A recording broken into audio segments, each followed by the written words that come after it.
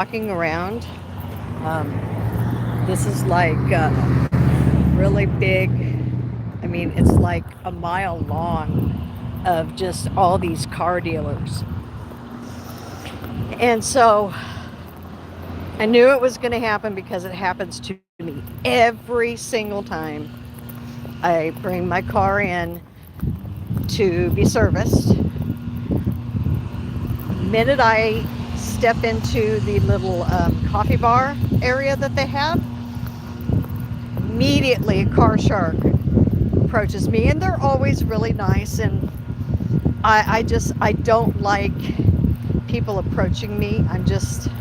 Maybe I'm an introvert. I don't know. But nice guy, asked if I brought my car in for service, and they always want to give you money for you to sell your car, like for a trade-in, and then you buy a brand new car. And it's like, no, I don't want to. I don't want to sell my car. I don't want a new car. I own my car free and clear. I have no payments whatsoever. And so I'm like, I don't know. It really irks me. It's like one of my biggest pet peeves. Even like when I'm in a department store, like shopping for clothes or shoes. I mean, now if I want help, I will go get an associate to help me. And I suppose, if I'm in the kind of mood where it's fine to approach me, then I'm fine. But I give off a bitch attitude. I do. I mean, I was cordial and polite, but it irks me really bad when they come up to me and they're extremely pushy. And I get it. I do. They are making their living. This is their job. But I'm like, just please don't talk to me. And it's like, I always try to head them off at the pass, like, no, I'm not interested in selling my car, and I don't know, I guess I'm venting because it bothers me. Oh my gosh, it bothers me. Sorry, the sun is like right behind me. It's about 12:30 my time, so I've got about an hour to kill.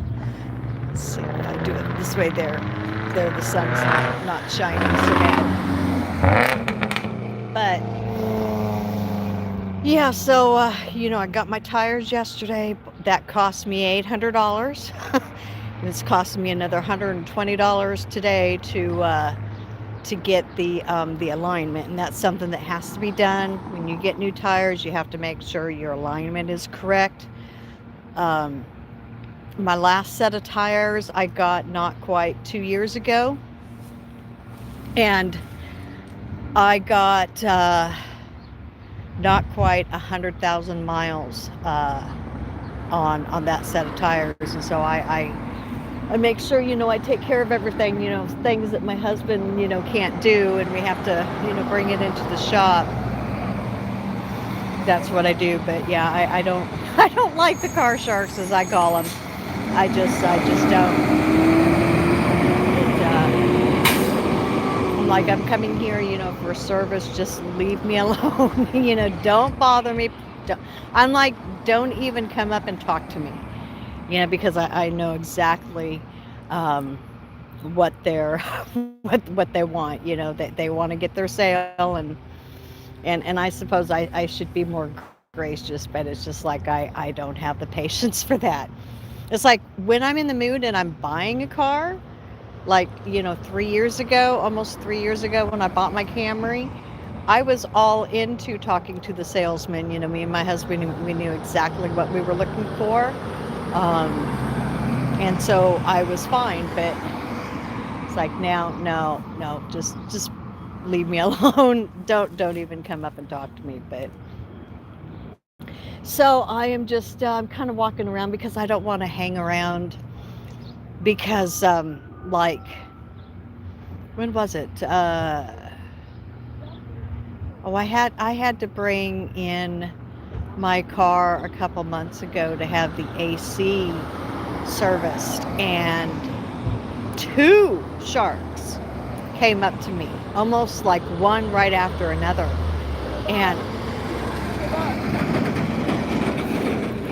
And so it's just like, yeah, I don't like dealing with car sharks at all. And so I'm just kind of walking around. There's a little pillar that I'm sitting on now, and it's a nice day. I know it's not. You ain't lying. This is life, baby. Yeah. And so yeah, so just walking around and killing time because I don't want another car shark to to come find me. I'm still technically, I think, on the Toyota side, and there's like I said earlier, it's like a one-way drive through, and it's just all cars. It's just all cars, and yeah, so I'm just like out on the street area here, just walking around. There's a sidewalk here, and every now and then you see other people walking. You're not too far from like some fast food joints. I'm not gonna walk that far because I've already eaten my lunch, but yeah. So I thought a little bit more. Let's see, maybe I can just sit down. I'll just sit down right here on the grass. But I thought a little bit more. Is that better? Just the sun shining above me, like it's in my eyes. I thought a lot more about, what we talked about yesterday. And I'm pretty sure, because I was, really conflicted with, am I saved? And, have I been saved for like 46 years, 47 years? And yeah, I guess I have to say, like Merle put in the chat yesterday, I just didn't have the solid assurance. And that's exactly what it is. And it's too bad, because I look back over my life, and I know, God was with me every step of the way. And, bless my mama's heart, I don't think she knew better. She didn't know any better. When she would take me to church and put me in the Christian schools, she was doing the very best she could for me. She didn't want me going to public schools, and she wanted to give me the best Christian upbringing. But of course, she didn't know all of the things that I know now, like about different Bible translations and just the corruption that's in those, and why you stay with the KJV. She didn't know any of that, and we never talked about false gospels and stuff. I mean, the closest that we ever came to was we knew not to get involved with Mormons, or sorry, it's really loud, somebody's doing a leaf blower across the street. But we knew, that Jehovah's Witnesses and Mormons, that's, a cult, and, I can remember a time, my grandparents were Masons. I can remember going to, these special events for my grandmother who made it up pretty far into the Eastern Star. And we knew a little bit, and it was mainly like me and my sister did some research, and tried to reach my grandma and stuff. I didn't know all the information I know now, but we did know enough that we knew the Masons are bad. You don't want to be involved in the Masons. But even back then, we didn't know all the things that are going on, and of course there was no internet back there, back then, so the ability to, search at your fingertips, just, it wasn't there. You had to go buy books and read books to understand these things. And so, I guess you could say I had a very sheltered life. My upbringing, my mom really tried to shelter me growing up.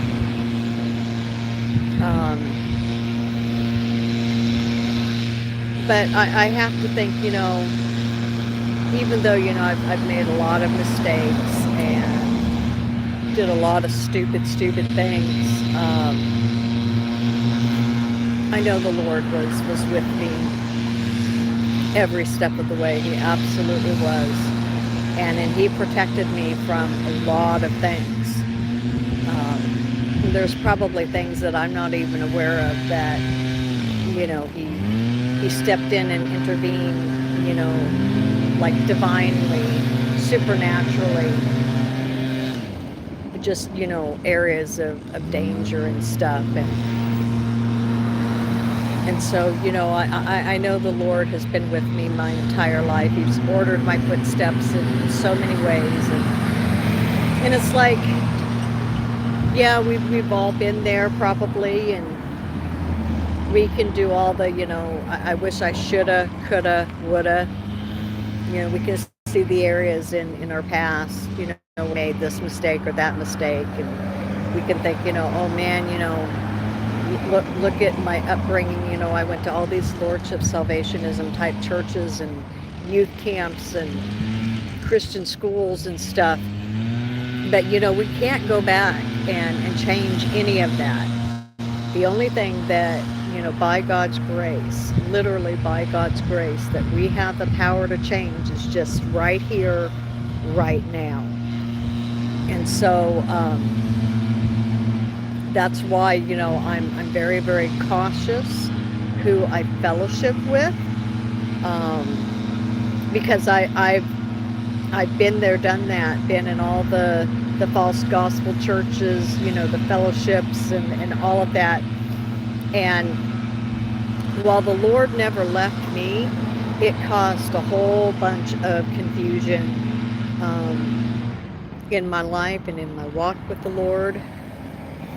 And so I really try to be careful who I do fellowship with, and I can't stress it enough, and sometimes you feel like nobody's listening to you. I mean, I've certainly felt that way. It's like, I can tell you till the cows come home, not to get involved with things like the Mandela effect or the Hebrew Roots movement, and sometimes, you got to learn the hard way. You're going to have to see it for yourself.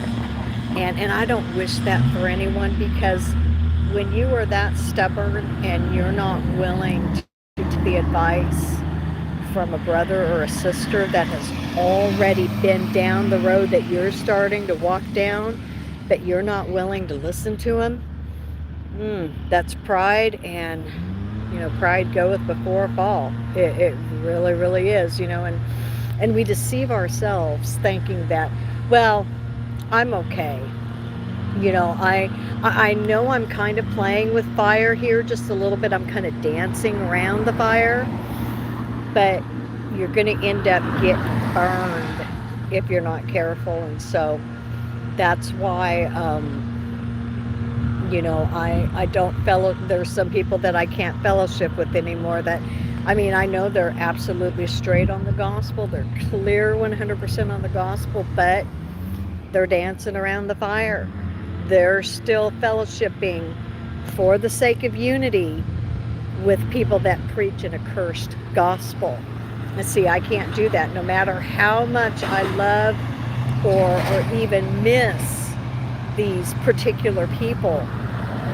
I can't do it just because I miss them, and I miss the fellowshipping, when, if or when they would ever understand this and stop compromising, then and only then can fellowship be restored. And I know sometimes people, they think I'm too hard, and it's no, I have to look out for my own spiritual growth, because I'm not in control of your spiritual growth. I'm not. I'm in control of my spiritual growth. And if I want my growth to be healthy, why is it so? Let's see. Sorry, guys. Sun's moving across the sky, I guess. But no, I want my growth to be as healthy as possible. And I guess look at it kind of like with your diet, and I'm not the best person, but just in something that you can relate to. If you want your body to be healthy, um, you're going to make sure that you eat things that are good for your body, that are healthy. Because what happens if you eat too much junk food? Well, number one, it can upset your stomach. It can, make things run out of both ends sometimes. It can make you gain weight. It can affect your blood sugar, especially if you deal with, hypoglycemia or diabetes. And so just as each of us have different areas in our physical health that we have to watch and take care of, why is our spiritual health not regarded and protected just as much? You see what I mean? And so for my spiritual health, it is not spiritually healthy for me to stay in fellowships that mock the gospel, that mock his free sacrifice, and yeah, so that's just kind of where I'm at, and that's why I'm so particular, like with my music. I haven't signed on to any agents. I probably could. But what would that mean for my spiritual health? Well, it would mean I would have to compromise. It would mean I would have to go sing in conferences and in churches that preach an accursed gospel just because I have a contract or I have an agent. Yeah, see, I can't and I will not do that. And yeah, at times it bothers me. It causes me extreme sadness inside, because my desire with my music is just as many people to hear it as possible. But even though that desire is natural and it's godly, I can't compromise what I know is truth just to get to that goal. You see what I mean? And so that's why, like with my music and stuff, I just keep it, low key. I keep it as professional as I can. But when it's just on my channel, I'm in control, and I make sure that I don't fellowship with people that preach an accursed gospel. And it can be a very lonely road when you don't compromise. But the thing that I try to think of, especially when I'm feeling really, really down, or I'm feeling a lot of sorrow inside, because I have this desire, for my music to reach a lot of people. I have to stop and I have to think, okay, I have to look at the eternal rewards. God knows the desires of my heart, and who knows what he's going to have in store for me in the eternal state, or even in the millennial kingdom. I just don't know. All I know is that any kind of earthly fame and recognition, fortune that I could make here is going to pale in comparison to the riches that Christ has in store for those who belong to him. And so I just, kind of do things on a much smaller scale, because my heart is always going to be for my music to have the true gospel, that it's once saved, always saved, that you just put your faith and trust in Christ. You just believe on him, and you leave your works out of it, because your own righteousnesses are filthy rags. And you just you leave that out of it, and you just come empty, you come broken, and you just lay yourself at the feet of Christ, and you just accept his finished work on the cross. And so yeah, so that's my heart desire in, talking like I am now, whether I'm just talking by myself, for a few minutes while I have extra time, or if I'm, doing a music thing, and sharing my songs and stuff. It's just, I want to make sure that the gospel is unpolluted, that it's not compromised, and that when people hear the gospel from me on my channel, that it's just crystal clear, that there's no confusion. Because, and going back to fellowshipping, if I'm fellowshipping with people that are hanging around with other people who are causing confusion, then I'm complicit in that. And I'm like, what's the word? A co-conspirator, maybe. Maybe that's not the right word, but I think you know what I'm trying to say. And I think I'm going to be held accountable for that. No, I will never lose my salvation, but, I will stand before Jesus Christ at the Bema Seat judgment, and I will give an account for what I did with my life here on this earth. And am I going to have to give an account for the times that I compromised because I missed somebody too much, but they were compromising? Or did I stand firm? And the Bible is very, very clear on standing your ground and standing firm and not compromising. And so, yeah, it can be a very lonely road, but, you're never alone.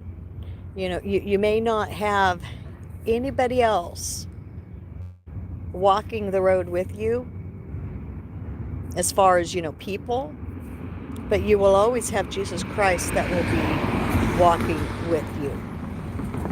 And so sometimes, I try to visualize, I'll see an image in my mind, in my head, and sometimes it's like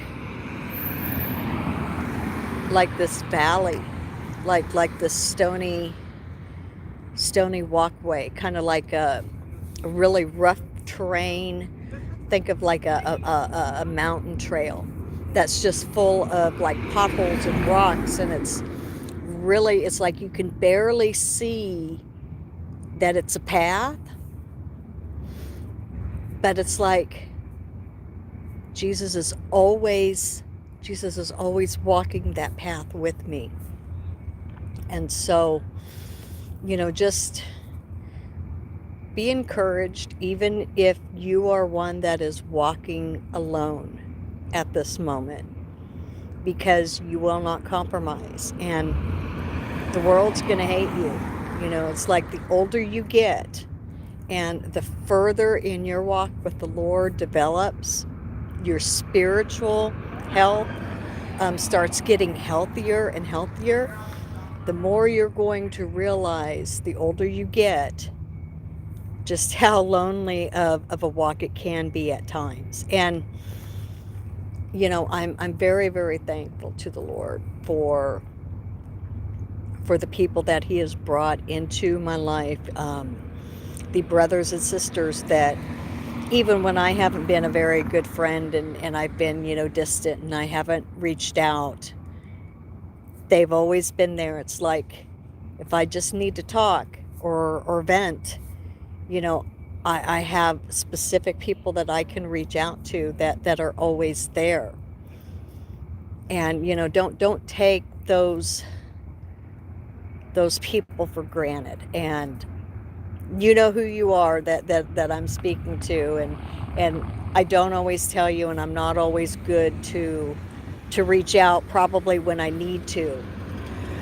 But you know who you are, and I hope you know just how much I love you and how much I appreciate you, and just how thankful to God I am for you, because you are who God sent into my life to get me to where I'm at. And I'm not done. I'm still working on my spiritual health, making sure that I intake only good, healthy spiritual food, not junk food, and Lordship Salvationism, guys, that's pure junk food, and it will harm your body. It really will. So you'll get to a point where you feel so bad in your spiritual body that you'll be like, I feel like I'm at the point of death. I cannot ingest another morsel of this garbage into my body anymore. And some of you may have well been beyond that point, and now you're coming back to nurturing your spiritual body with only good food.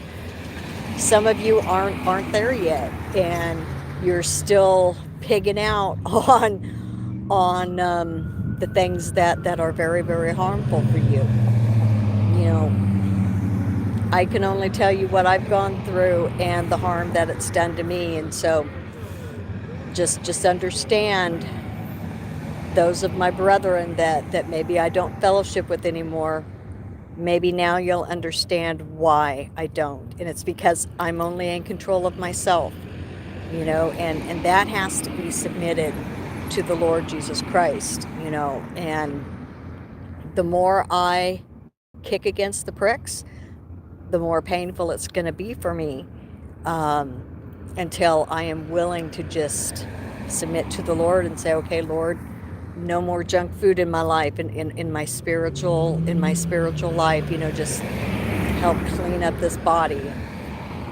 And so I wasn't planning on talking about any of this. It just came out, I guess, as I was, kind of talking yesterday about, have I been a Christian for 40 some years, or have I only been a Christian for 4 years? It's just deep things of the soul and the heart. But I think I'm going to go ahead and get off and start walking back. It's been maybe not quite 40 minutes since I dropped my car off, and maybe they're not too busy, and they'll get it done, because I've been gone since about 5 o'clock this morning.